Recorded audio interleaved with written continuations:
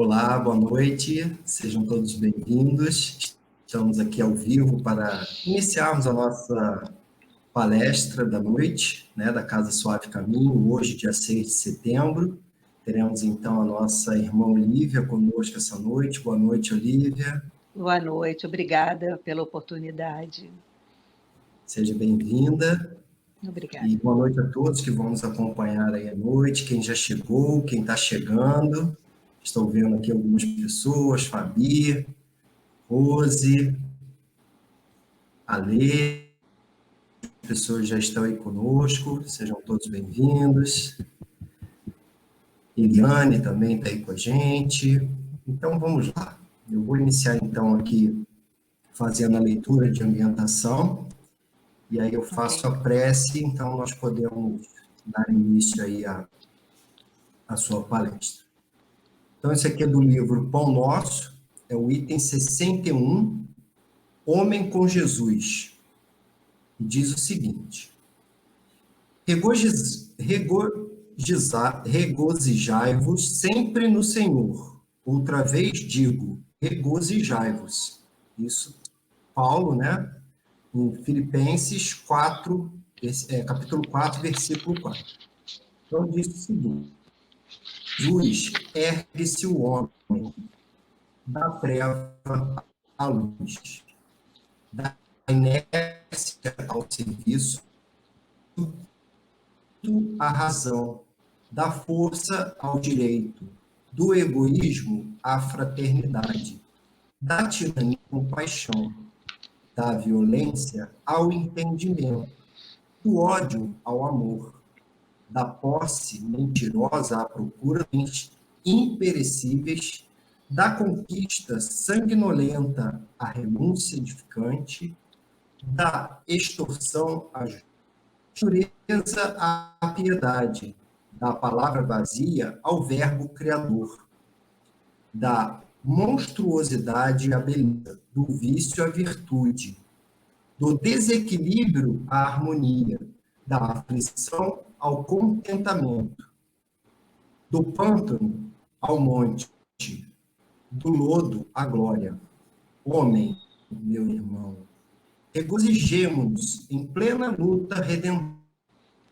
Que píncaros de angelitude poderemos alcançar se nos consagrarmos mente amigo que desceu e se humilhou por nós. Tá? Fica aí para a nossa reflexão. E que possamos, então, neste momento, elevar os nossos pensamentos, para que nós possamos estar em sintonia com o plano maior, com os nossos queridos irmãos espirituais, com Jesus, nosso Mestre, com Deus, nosso Pai, onisciente, onipresente, justo e bondoso, a todos esses queridos irmãos que estão conosco nessa noite, encarnados e desencarnados. Agradecemos por mais esta oportunidade de estudarmos, Mestre Jesus, a tua doutrina, o teu evangelho, que tanto o Espiritismo tem nos esclarecido.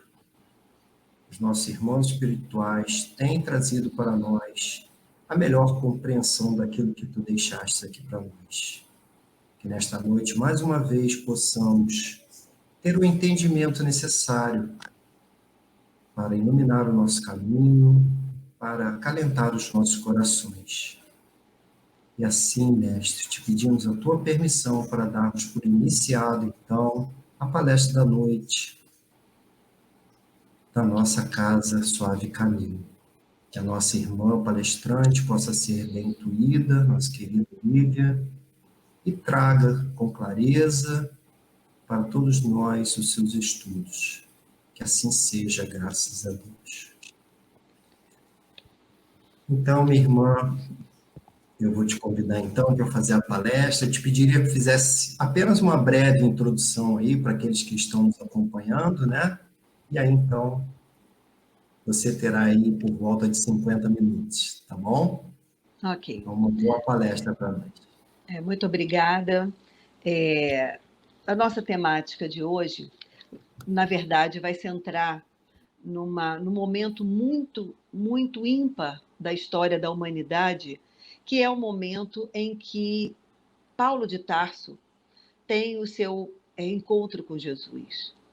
E, na verdade, um dos momentos mais marcantes, um dos momentos mais ricos, mais emocionantes da história da humanidade e da história do cristianismo, em que a célebre pergunta de Paulo: Senhor, que queres que eu faça? Na verdade, essa temática vai estar muito pautada no Evangelho segundo o Espiritismo, no capítulo 17, Sede Perfeitos, lá no item 7, que tem como tema o dever. É uma mensagem muito bonita de Lázaro e que vai fazer com que a gente consiga, né, dentro desse contexto, compreender um pouquinho esse convite que nós temos, que nós recebemos todos os dias de Jesus e que nós temos que, um momento, falar: Senhor, o que queres que eu faça, né? Como eu preciso executar, como, né, ser esse instrumento maleável que tanto é pregado e que nós vivemos na doutrina espírita, e que se poderemos, né, e deveremos exemplificar nesse contexto de convite à caridade. Então, eu agradeço imensamente esse convite, agradeço ao Sérgio, que está aqui junto comigo, né, nesse momento, fazendo a apresentação e dirigindo a reunião. Agradeço a Dora pela indicação, a Geisa pelo convite. Essa casa é Suave Caminho. Que nome doce, né? Que nome doce. Às vezes a gente pensa assim, que suave caminho, a vida é tão difícil, e a gente vai compreender que, na verdade, o convite que Jesus faz não é para que a gente, ele não promete para a gente tirar as dores, né, Sérgio? Ele promete para a gente, que nunca vai nos abandonar. Nós vimos na página inicial que o alavanca que Jesus traz é para nos tirar do pântano e nos levar para a luz. Né? Então, a gente vai fazer essa análise do Senhor, que queres que eu faça? Então, contam os registros históricos que lá no início do cristianismo vivia em Jerusalém um dos homens mais sábios, estudioso, um grande doutor da lei, neto de uma pessoa muito conhecida, célebre, chamada Hillel, que se chamava Gamaliel. Gamaliel era um estudioso, um homem muito dedicado à palavra de Deus, a palavra que ele seguia, que ele acreditava firmemente, e ele foi responsável por educar, por formar um jovem muito promissor, estudioso, muito dedicado, mas que tinha a mesma dedicação que o seu educador, né, Gamaliel, mas que tinha uma diferença. Gamaliel era doce. Ele chegou a solicitar a liberação de Pedro, que estava preso, dentre outros cristãos, diferente de Paulo de Tarso, que era extremamente zeloso com as tradições hebraicas, mas que não tinha essa generosidade, essa passividade do seu educador, né, do seu preceptor. Então, na verdade, ele adquiriu todos aqueles ensinamentos que Gamaliel trazia. Se a gente observa a história de Paulo de Tarso, a gente vê que ele foi preparado durante toda uma vida para a missão a qual ele veio executar. E, na verdade, ele foi um grande soldado, ele teve todo o seu físico trabalhado para as guerras, para as lutas, para que ele enfrentasse no futuro todos aqueles caminhos que ele percorreu e que permitiu toda essa caminhada que nós estivéssemos hoje aqui falando sobre Jesus, porque se não fosse Paulo de Tarso levar quase ao mundo os ensinamentos de Jesus, as máximas do Cristo, nós não teríamos conseguido nós não conseguiríamos estar aqui hoje, não teríamos o cristianismo como ele foi implantado, como ele foi divulgado. Então, Paulo se preparou fisicamente e se preparou intelectualmente, ele era um doutor da lei. ele precisava ter na sua plenitude mente, conhecimento, corpo físico, para dar conta da missão a qual ele achava que tinha vindo. Então, ele era muito rigoroso no cumprimento dos deveres, do que ele achava que era dever. Né? Muito rigoroso, realmente.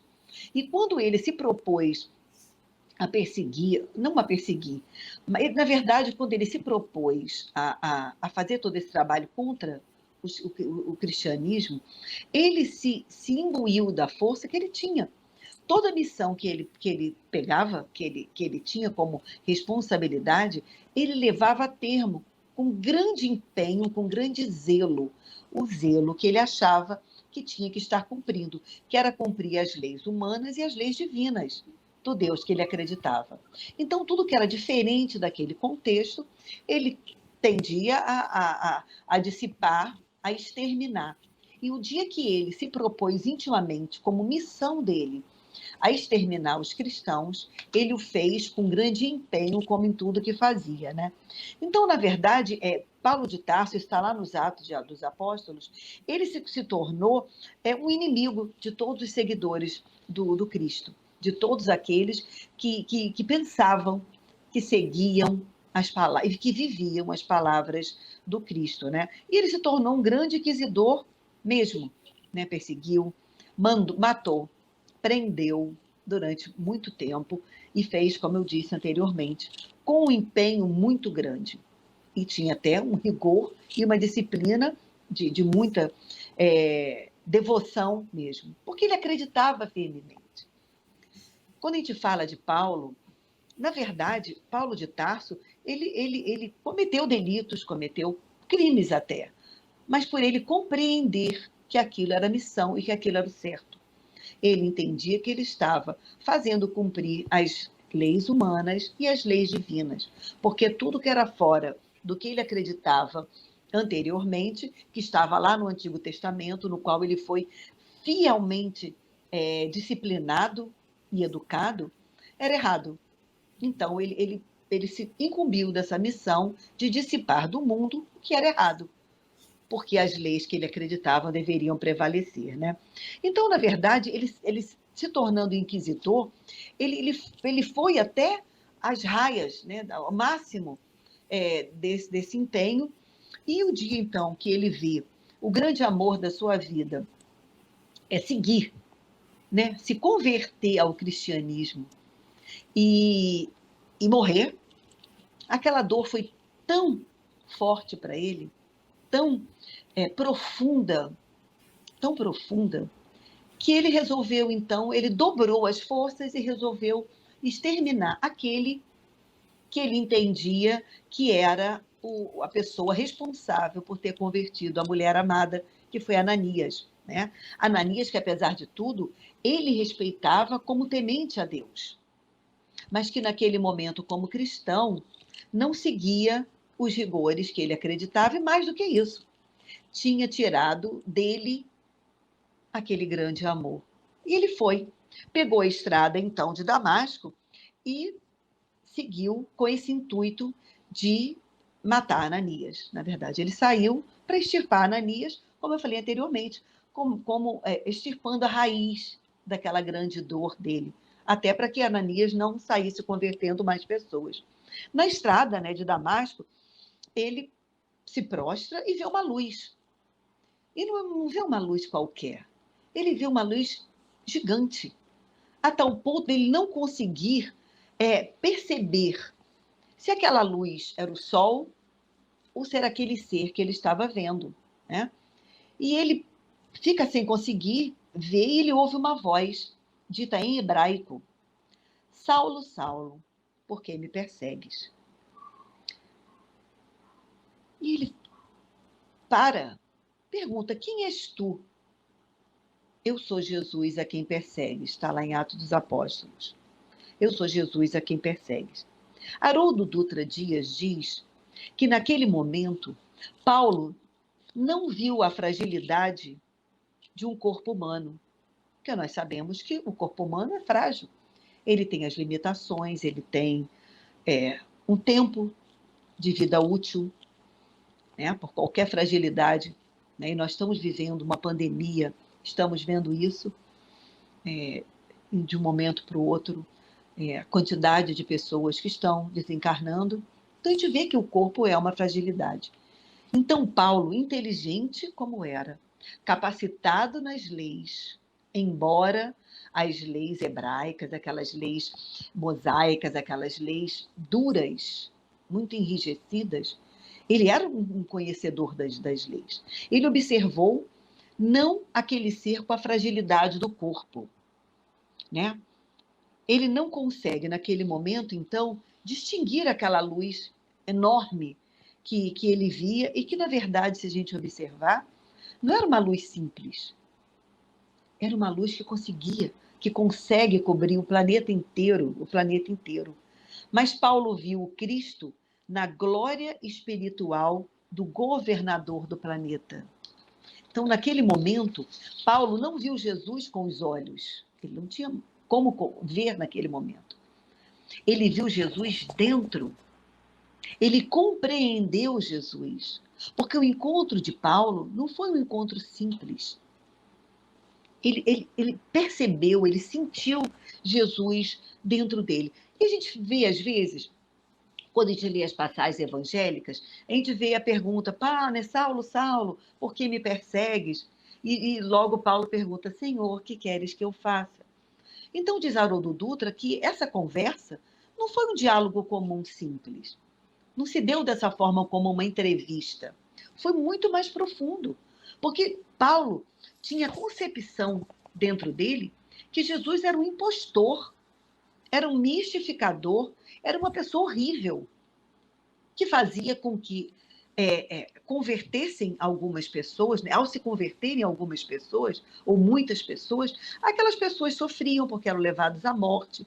Né? No entendimento dele, era como se ele estivesse dominando aquelas pessoas por ser um mistificador. Né? Então, na verdade, ele achando que estava fazendo um trabalho para Deus, ele se imbuiu, né? Prometeu aniquilar Jesus. E quando ele faz aquele encontro com Jesus, né? Aquele encontro, ele viu que era um encontro que não era um encontro humano, que não era um encontro físico, que não era um encontro de um corpo que perece, mas era um encontro de um sol de luz e de espiritualidade, né?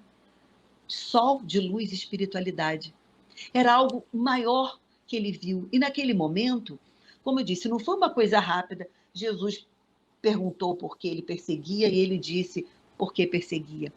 Na verdade, aquele encontro fez com que Paulo, ao compreender Jesus dentro de si, ao receber Jesus, ele perguntasse a si mesmo. Ele olhasse para si mesmo e observasse as suas próprias atitudes. E naquele momento ele deve ter pensado, meu Deus, por que só eu estou certo e todas essas pessoas estão erradas? Ele compreendeu Jesus na sua grandeza, na sua magnitude, mesmo sendo esse homem que perseguia, que estudava, né, outros segmentos religiosos. Naquele momento, ele não só compreendeu Jesus, ele sentiu o amor de Jesus. E quando Jesus o toca, ele sentiu dobrar aquele amor. Então foi algo interno, foi algo profundo, foi algo que naquele momento, né, Paulo sentiu, como eu disse, dentro de si e que o fez compreender Jesus. E ele compreendeu Jesus na razão e ele compreendeu Jesus no sentimento mais profundo. E a gente se pergunta, né, quando a gente faz o trabalho espírita, quando a gente faz, né, o nosso trabalho do dia a dia, quando a gente está no nosso dia a dia mesmo, ou na casa espírita, ou nos nossos desafios diários, mas será que a gente se sente amado por Jesus? Porque se a gente não se sentir amado por Jesus, nada vale a pena. A gente só está cumprindo ritos, só está cumprindo agendas, mas nada vale a pena. Então a gente fica pensando, né, quando ele pergunta, né, que farei então, Senhor? Né, o homem, ele pergunta ao Cristo, que farei então, Senhor?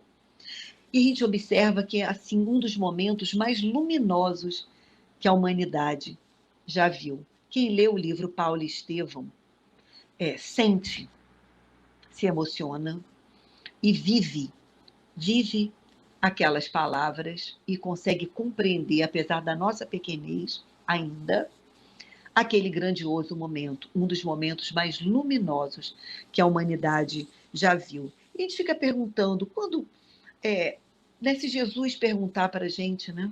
Fizer, não a pergunta por que me persegues, mas o que fazes? A gente perguntar a Jesus, Senhor, que queres que eu faça? Né? O que Jesus vai dizer para a gente? A gente fica pensando, já está escrito. Não adulterarás, não matarás, não furtarás, estão nos mandamentos. Não dirás falso testemunho, honrará teu pai, a tua mãe. Lucas diz isso. Já está escrito. Nós já sabemos os códigos. Né? Jesus diz para a gente. E ele ainda pode dizer, negue a ti mesmo, indicando uma nova caminhada. Que aí mostra para a gente, como a doutrina espírita fala para a gente. Despir o homem velho, como Paulo despiu, para a gente fazer uma nova jornada de luz. Isso é fácil? Não é. Né? A gente vai perguntar, Senhor, o que queres que eu faça? Para a gente responder essa pergunta, que é uma pergunta milenar, estratégica e reflexiva, porque não é simples. A pergunta, por si só, ela sugere a nós, ela cobra de nós uma reflexão muito grande. Porque, primeiro, uma coisa que a gente tem que pensar, nós sabemos qual a nossa missão? O que nós queremos? Qual o nosso plano? O que nós planejamos para essa vida? Então, assim, é reflexiva. E ela é propulsora de mudança. Porque quando a gente pergunta, ou quando Jesus pergunta, né, e a gente pergunta para Jesus, Senhor, o que queres que eu faça? A gente está elaborando mentalmente planos de mudança. E a pergunta nos impulsiona para essa mudança. Ela é propulsora dessa mudança. E humilde também. Porque, na verdade, a gente se coloca na condição de falar, mestre, eis-me aqui, com as minhas dificuldades, com as minhas limitações, porque todos temos ainda as nossas limitações. Nós ainda habitamos um planeta de provas e expiações, em transição para um planeta de regeneração. Vivendo nesse momento o sublime convite de estar nesse momento de transição, convulsionando junto com o planeta. Porque o planeta está em convulsão física e nós, humanidade, também. Tanto é que estamos vivendo um momento de pandemia que está cobrando, entre aspas, né? Que está promovendo uma possibilidade para nós, humanidade, de mudança. Uma mola propulsora de movimento de mudança. Então, na verdade, a gente fica precisando entender o nosso dever nesse processo de ensaio e erro. Quando a gente fala que é uma pergunta reflexiva, porque como Paulo Freire, né, que é patrono da nossa educação no Brasil, ele propõe para a gente ação, reflexão e ação. A gente traz essa reflexão de Paulo Freire para a nossa vivência espírita. Ação, reflexão, ação. O que eu fiz, eu preciso pensar, refletir. Santo Agostinho não falou isso? Que toda noite ele reflete sobre o que ele faz. Então, essa ação, reflexão, ação me faz observar a minha atitude, eu refletir sobre ela e propor um fazer diferente no dia seguinte, ou no momento seguinte, ou na ação seguinte, né? Então, na verdade, a gente vê que quando a gente entende o nosso dever, e a gente trazendo essa reflexão para a nossa ação no trabalho espírita, a gente tem que compreender que quando a gente olha o trabalho espírita, a gente não pode olhar o trabalho espírita ou o trabalho qualquer como sofrimento, porque ela é uma mola propulsora de oportunidade, de mudança. Tudo é processo educativo. Então, nós estamos em processo educativo. E a gente volta à pergunta de Paulo: Senhor, que queres que eu faça? A gente pergunta. E quando vem a responsabilidade, muitas das vezes a gente sucumbe, muitas das vezes a gente reclama, muitas das vezes a gente desiste. Haroldo Dutra ainda fala numa determinada palestra que quando a gente começa a fazer um trabalho, e ele se refere exemplarmente nesse momento ao trabalho espírita, ele diz que todas as dificuldades vão acontecer. A família cobra, a gente vai ter mais dificuldade, se até então não teve dificuldade no trabalho, aumentam as dificuldades, às vezes tirando o nosso foco de atenção do trabalho. No dia que a gente tem que fazer um trabalho espírita, tudo acontece, né? Tudo vem trabalhar para que nós sejamos melhores trabalhadores. Vamos lembrar que, apesar de Paulo de Tarso, lá no começo, ter seguido aquele caminho de perseguidor, ele foi preparado, ele se preparou para que o que ele iria vivenciar, a sua missão maior, a sua missão magnânima, que era a divulgação do Evangelho de Jesus, se preparou lá atrás. Se preparou como doutor da lei, trazendo um verbo fluente, com bases, né, de fala, de vocábulos, para que ele pudesse alcançar um número maior de pessoas. Tratou seu corpo fisicamente, né, no trabalho, no exercício, nas lutas, para que ele pudesse caminhar. O tanto que ele caminhou levando os ensinos de Jesus, a maioria das vezes a pé, vez ou outra no lombo de um animal.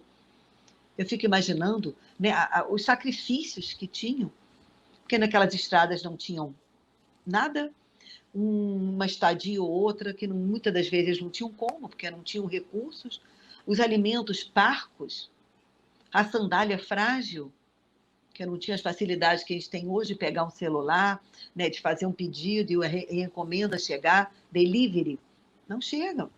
Eram todas as dificuldades que ele precisou estar preparado lá atrás para que ele pudesse cumprir. Então, na verdade, é um planejamento que a gente tem. A gente nasce, a gente acerta, a gente erra, a gente corrige, a gente desencarna e retorna. E essa doutrina magnânima que nos dá a oportunidade de conhecer a reencarnação como fonte maior,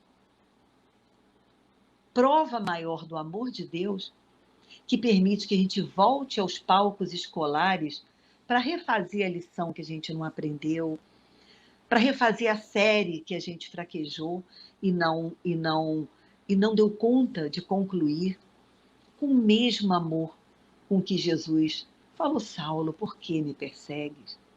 E que tocou tão profundamente com a sua luz, com o seu amor, com a grandeza da alma, o sol maior, tocou a alma de Paulo de Tarso, tocou intimamente, que transformou aquele homem.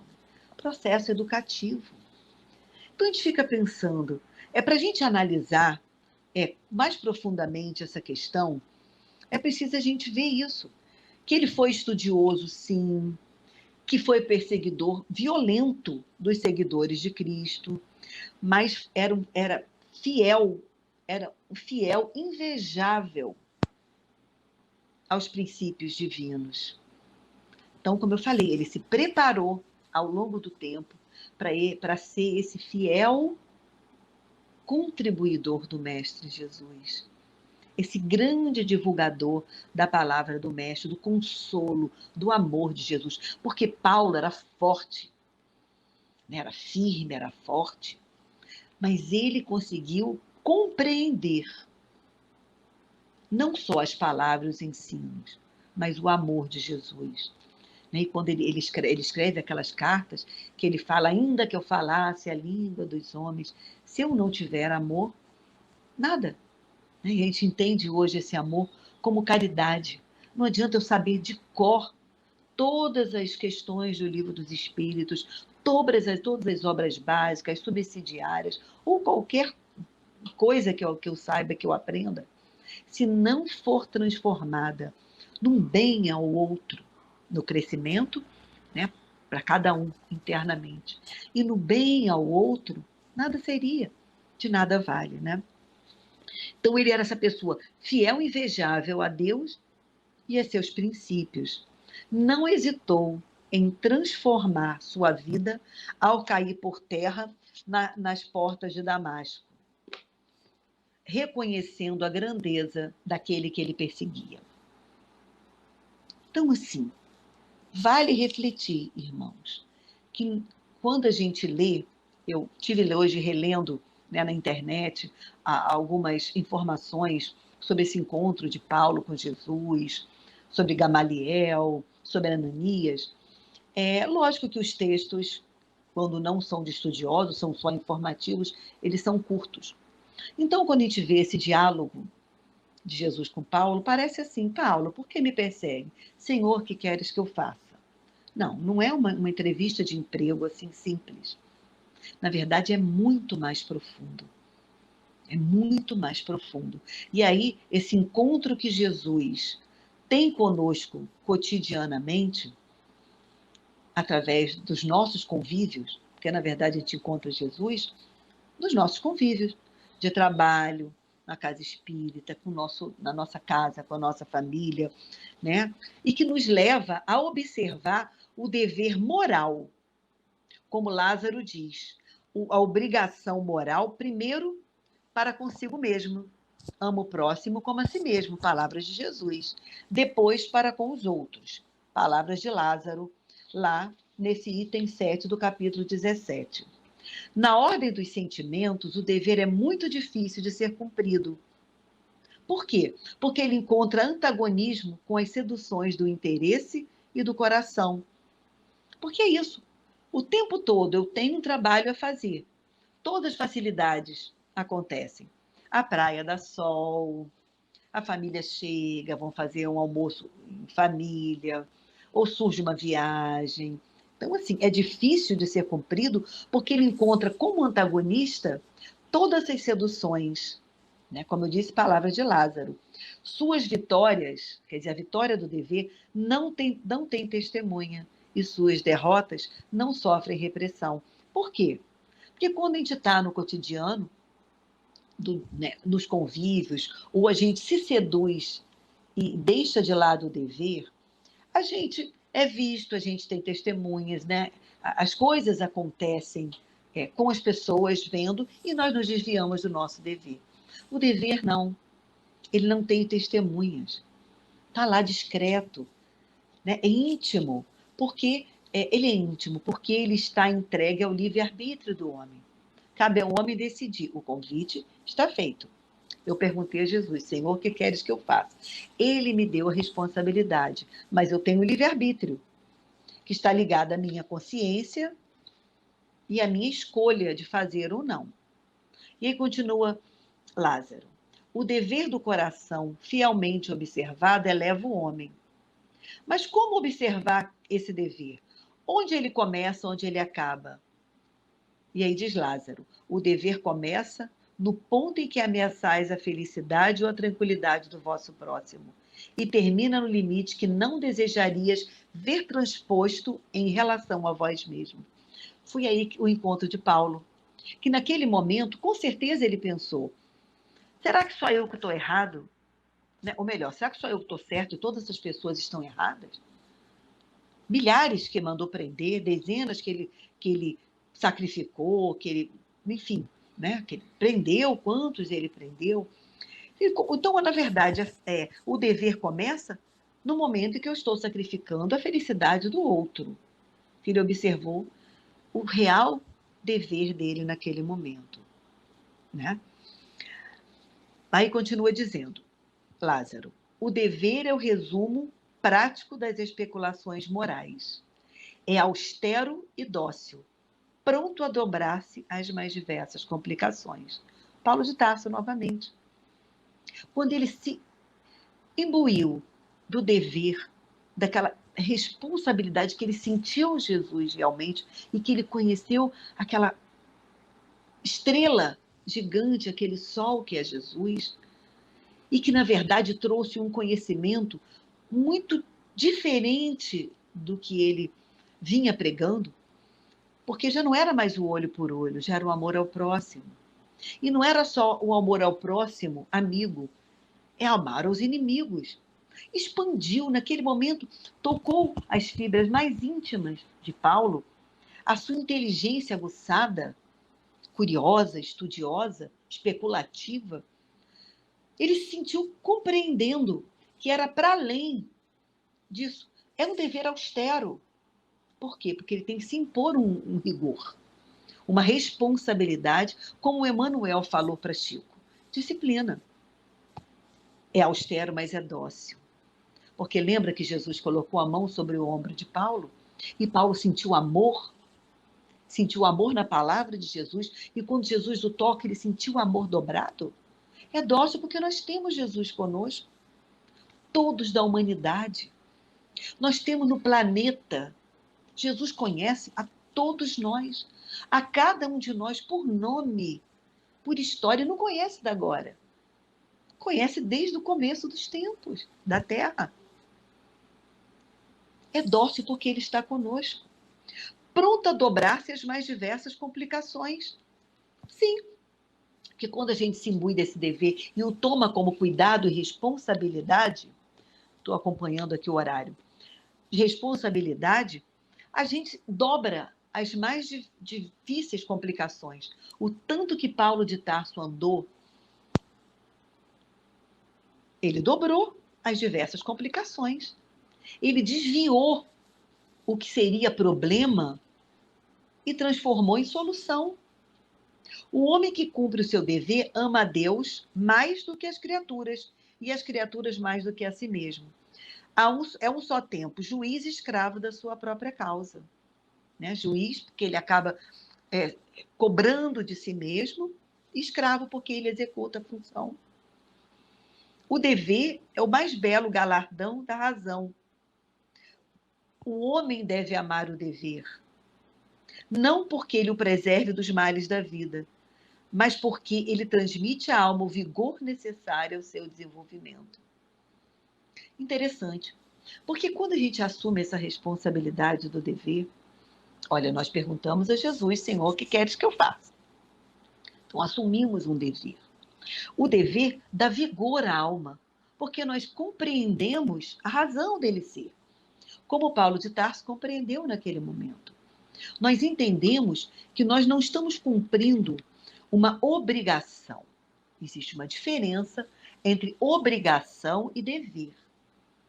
O dever retamente cumprido nos dá paz interna, tranquilidade, pacifica as nossas ações.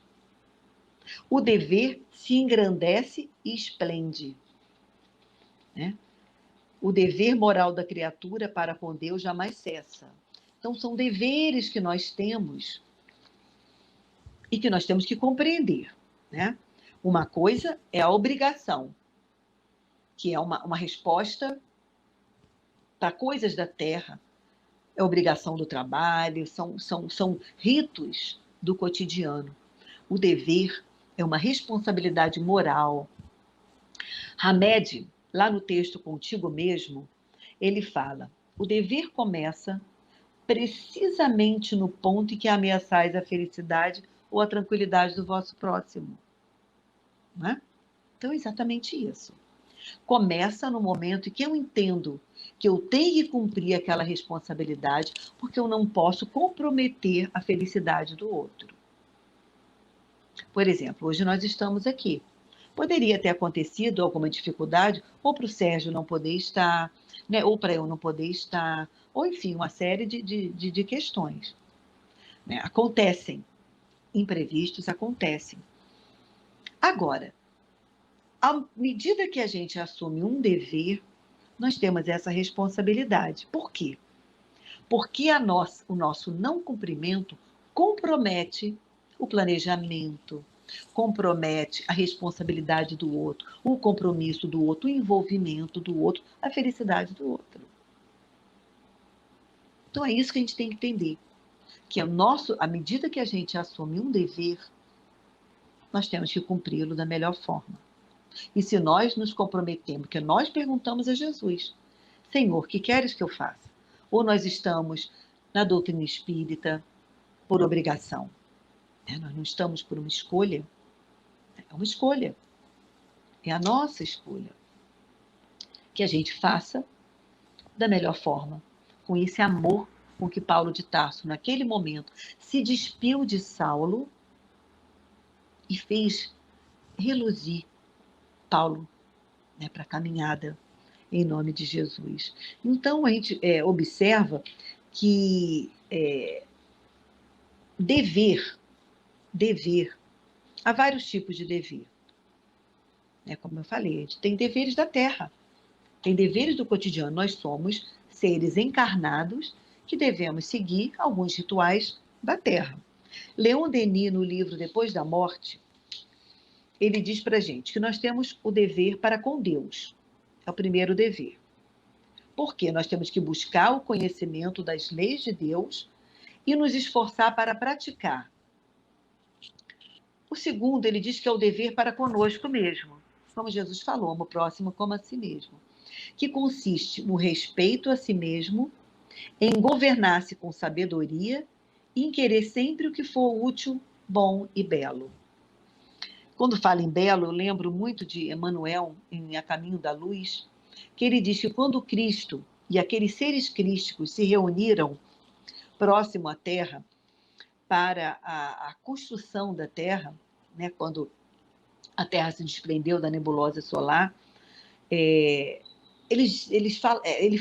relata que tudo foi planejado pelo belo, para dar beleza, para a gente enxergar, para a gente sentir a beleza. Tanto é que a gente tem um planeta lindo.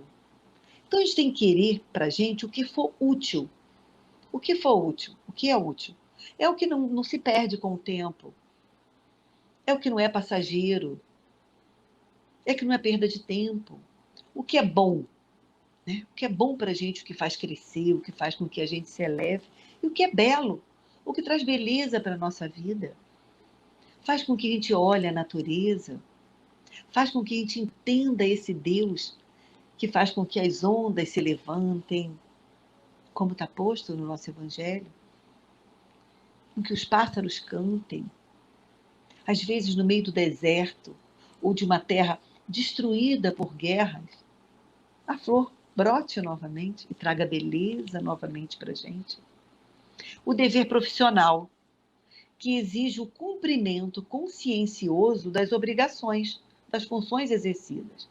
Então, eu tenho que cumprir o meu dever de trabalho.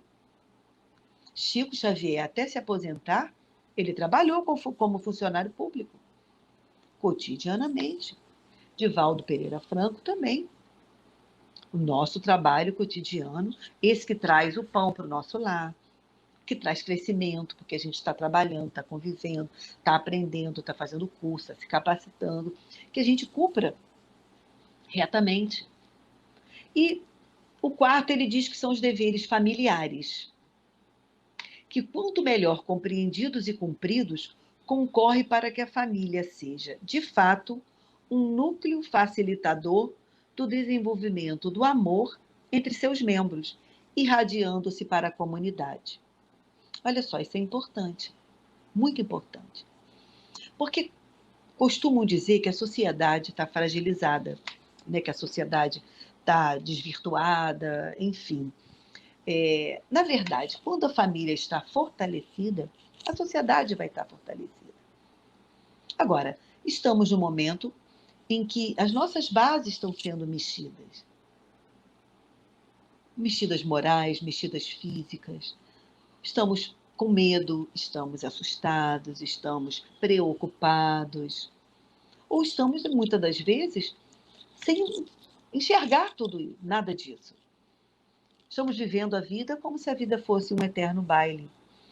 E muitas das vezes, a gente, por imaturidade ainda, porque nós somos imaturos, quantas coisas que eu vejo hoje, com um olhar ampliado que eu não via ontem. E quantas coisas eu vou ver amanhã e que hoje eu não estou compreendendo. Não consigo ainda enxergar. Então, nós vivemos ainda como se estivéssemos numa grande festa. E muitas das vezes deixamos de lado, porque se é uma escolha, se é o nosso livre-arbítrio que faz essa escolha, deixamos o dever em detrimento da festa, da alegria, como se a gente fosse viver uma eterna felicidade. E muitas das vezes a gente observa uma humanidade anestesiada, ou quando não, busca se anestesiar, porque ninguém sente dor. Qualquer dificuldade, né, em qualquer relacionamento, né, muda o relacionamento, muda o emprego, enfim, uma série de dificuldades. Por quê? Porque realmente é mais difícil mudar. O dever é uma responsabilidade maior, porque cobra de nós abrir mão do horário de recreio para cumprir o horário da escola, né? Então, na verdade, a gente vê que vários são os deveres. Vários são os deveres. Nós temos dever com a saúde, é, com a família, com os pais, filhos, irmãos, colegas. Tudo isso é responsabilidade que nós temos no cotidiano. Primeiramente com nós mesmos. Quando a gente pergunta, Senhor, o que queres que eu faça? A gente tem que entender que não vamos ser Paulo ainda, que não vamos alcançar essa plenitude agora, que a humanidade é lenta na sua caminhada, mas nós não podemos parar, nós não podemos desistir, nós não podemos ficar olhando e observando e superfaturando as nossas dificuldades, porque não vamos esquecer que as lutas de Paulo foram grandes, mas que Jesus esteve com a mão no ombro dele, dando força e fazendo com que ele se sentisse amado, amado, né? Amado. E é isso que a gente tem que ver, que a gente é amado por Jesus. Nós temos um espírito protetor que muito antes da gente nascer já era comprometido conosco e que ainda está conosco depois do nosso desencarne durante um tempo, que fica conosco 24 horas por dia, todos os dias do ano, cuidando da gente. Que nós temos espíritos amigos que cuidam. Que Jesus é tão bom, é um irmão maior, tão generoso, que nos dá a mão o tempo todo através de outros irmãos que formam conosco, para nós, uma rede de proteção. Uma rede de proteção. Por isso é que nós temos que nos unir numa rede de proteção. Estou olhando o laço aqui do Setembro Amarelo. É isso, nós temos que ser uma rede de proteção. Nós não podemos permitir que a gente fraqueje, que o outro fraqueje. Nós temos Jesus conosco todo o tempo. Esse sol, essa luz, né? Essa luz, esse sol gigante. Como eu falei, uma coisa é obrigação. Obrigação, né, segundo o dicionário, é conceituado como sendo o que nós deveríamos fazer para agradar as pessoas. Não queremos mais isso. Não é isso que entendemos que fazemos mais. Compreender o dever é compreender que o dever é um processo de auscultar a nós mesmos, descortinando nossa estrada maior, para a gente perceber qual o nosso plano divino. É esse mergulho interno, lento, mas constante. Descortinando nossa estrada interior para logo após materializá-la num processo lento e constante. Lento, porém constante. Nós temos que ver essa não desistência nossa. É a nossa manutenção. Eu, às vezes, nesse período todo, eu estou falando da minha observação, né, da minha própria experiência. Observei que a gente passou por fases, né, de medo, como eu falei. Muitas das vezes, o dia nos tomava de súbito e a gente, quando dava conta, eu dormia, acordava de manhã tentando lembrar se tinha ou não tinha feito oração, se tinha ou não tinha agradecido, né, pelo dia, se eu tinha ou não observado o meu dia, né? Até que a gente volta e se impõe uma disciplina. E a gente pensa o seguinte: a gente fala em dever, a gente fala dessa pergunta de Paulo, né? Quando ele sai dele e pergunta a Jesus, né, o que, que ele quer que ele faça, ele está se tornando, está se colocando numa posição de humildade, mas ele está se colocando como servo também do Senhor, né? Aquela pessoa que vai estar ali pronto para qualquer missão. E a gente pensa, o que é importante? É o trabalho? Ou o que a gente faz com isso? Ou a alma que a gente coloca no trabalho? Não é só a nossa agenda cheia, não é só a quantidade de coisas que a gente faz no dia a dia, mas como a gente faz, né? Paulo de Tarso colocou toda a sua alma no trabalho. Ele se impôs 100% de fé. Ele teve uma experiência pessoal com Jesus. Então é diferente, né? Eu executar uma ação e como eu executo? Nós estamos fazendo com a alma? A doutrina nos fala que mais importante é a intenção, mais importante do que o ritual, mais importante daquele modelo imposto anteriormente, é a intenção com que a gente faz. Qual a nossa intenção, né? Eu estou colocando a alma, eu estou acreditando firmemente que Jesus me ama, eu estou acreditando nisso, eu estou acreditando que os irmãos em caminhada são aqueles enviados por Jesus para me darem a mão e cada um fazer a parte para a gente concluir a nossa missão, que é muito mais fácil, é muito mais bom, né, bacana a gente concluir a nossa missão junto com pessoas queridas, dividindo experiências, somando experiências, né? Em nenhum momento Emmanuel falou, por exemplo, para Chico, que seria fácil. Eu tenho certeza que nenhum espírito disse a Kardec que seria fácil a missão. Eu fico imaginando, quando a gente senta para fazer um estudo de 50 minutos, né, a gente já dispõe de um tempo para estudo, para colocar, né, a ideia num papel. A gente fica imaginando quantas e quantas horas, de quantos e quantos dias e noites Kardec se organizou quanto dever para sentar e colocar todas as perguntas de O Livro dos Espíritos, todas as palavras, os textos, as mensagens, organizar daquela forma tão didática as obras básicas. Então, não seria fácil, mas eles sabiam da missão, da responsabilidade. Sabiam da missão. É isso que a gente tem que entender. Qual é a nossa missão?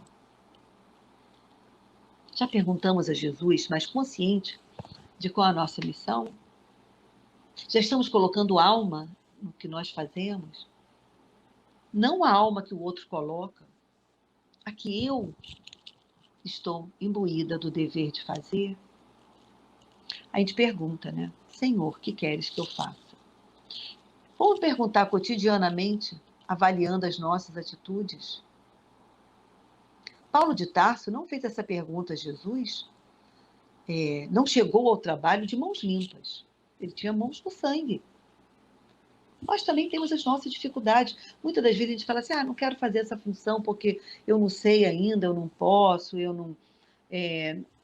Enfim, qual a nossa missão? Muitas das vezes, a gente não precisa ter grandes formações. O que a gente precisa é fazer com a alma. Fazer com a alma, sentir com a alma. Fazer o nosso balanço do dia, como Santo Agostinho fez. Porque quando a gente não foge da rota, é como se vestisse uma roupa que não coubesse na gente. Então, pensa, retoma a rota. Santo Agostinho fazia isso toda noite. amar e respeitar o outro, seja o outro como for. Nós estamos tendo oportunidade agora, durante esse período de pandemia, disso, da gente se amar, olhar para dentro, estar conosco. Teve época da gente sair à rua, porque eu trabalhei direto, a gente sair na estrada, às vezes quase sem ninguém na rua. E foi como se um silêncio baixasse, né, no planeta, para que a gente não ouvisse o fora, para que a gente ouvisse o dentro. Isso. Amar o outro, seja o outro como for. Olhar para dentro, para a gente conseguir olhar o outro.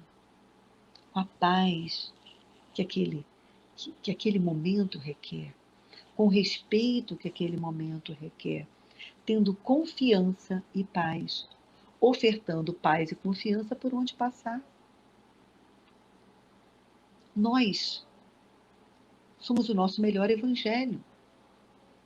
Não precisa nem sair por aí convertendo ou dizendo eu sou isso, eu sou aquilo. Sejamos, né? Sejamos. Sendo austeros e dóceis, pronto a dobrar-se às mais diversas complicações.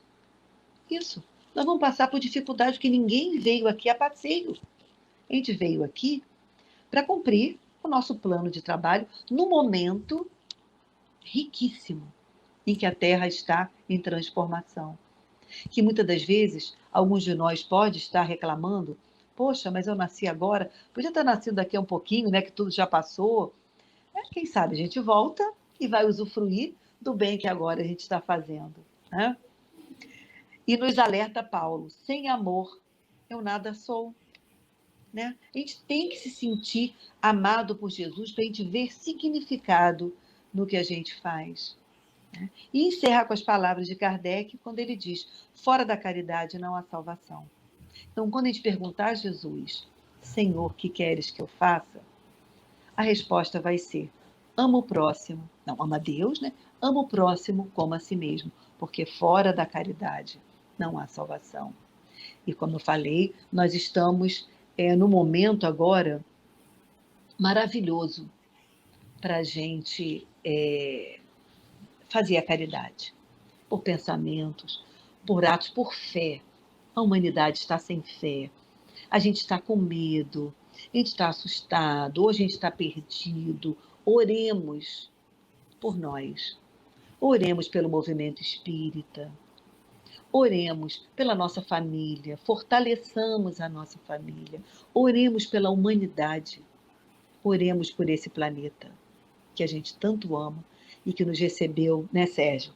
Como solo, como teto, como planeta, como abraço, como acolhida. E esse Jesus, que é a nossa luz, o nosso sol, que não nos abandona nunca. Obrigada, Sérgio, pela oportunidade. Obrigada a todos que nos ouviram. A gente fica muito grato pela honra e pela oportunidade.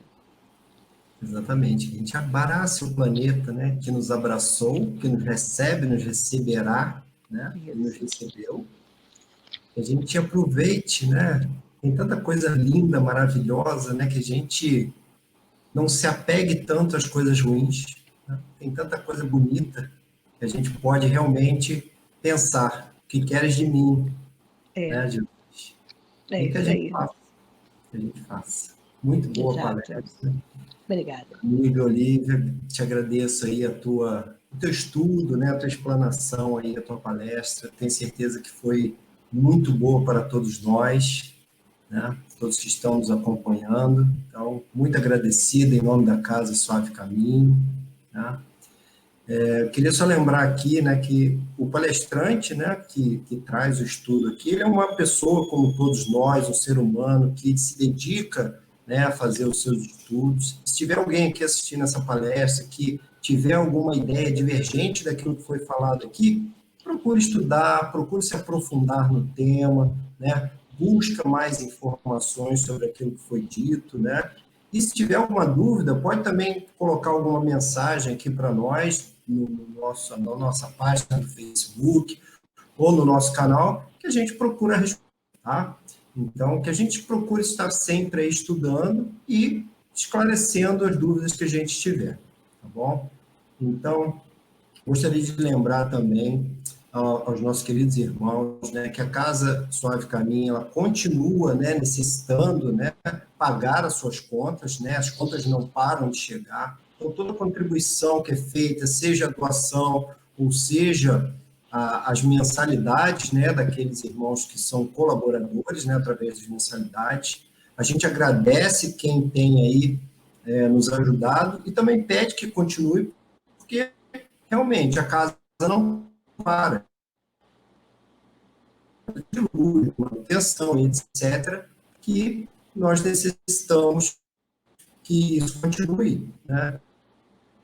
Isso pechincha, né, que era um meio da gente também conseguir arrecadar alguma coisa, o pagamento dessas manutenções, e hoje a gente conta muito com a venda dos livros, né, que eu até botei uma mensagenzinha aí sobre como adquirir os espíritos da casa, e também a questão da mensalidade ou das doações. As doações ou mensalidades, elas estão sendo feitas através da nossa conta bancária, transferência ou depósito, né? E isso tem sido passado direto aí no nosso Instagram, na nossa página no Facebook. Então, fiquem atentos que isso está sendo divulgado. Então, mais uma vez, quero agradecer a todos aí, né, por estarem conosco, né, nessa noite. Eu vou pedir perdão porque eu deveria trazer aqui um livro para indicar, eu acabei me esquecendo, tá? Né? Ler as obras de Kardec, né? A gente também tem as obras de Emmanuel, né? Como Estevão, Renúncia. Então, tem vários livros muito bons aí que a gente sempre indica, né? Então, procurem, né? Ler, né? Isso é muito bom, tá? Então, minha irmã, eu vou te, então, que termine aí, faça, então, a nossa prece aí final, para a gente finalizar. Eu lembrei, Sérgio, de há 2000 anos, 50 anos depois, que são livros que relatam a história lá do começo do cristianismo e que são, meu Deus do céu, obras lindíssimas. Paulo Estevão, né, como você disse. A gente vai ler um poema da Alta de Souza que diz que tem como título O Senhor Vem. E eis que ele chega, sempre de mansinho, haja sol, faça frio ou tempestade, veste o manto do amor e da verdade e percorre o silêncio do caminho. Vem ao nosso amargoso torvelinho, traz as sombras da vida à claridade, e os próprios sofrimentos da impiedade são as bênçãos de luz do seu carinho. Como o sol que dá vida sem alarde, vem o Senhor que nunca chega tarde e protege a miséria mais sombria. Ele chega e o amor se perpetua. É por isso que o homem continua ressurgindo da treva a cada dia.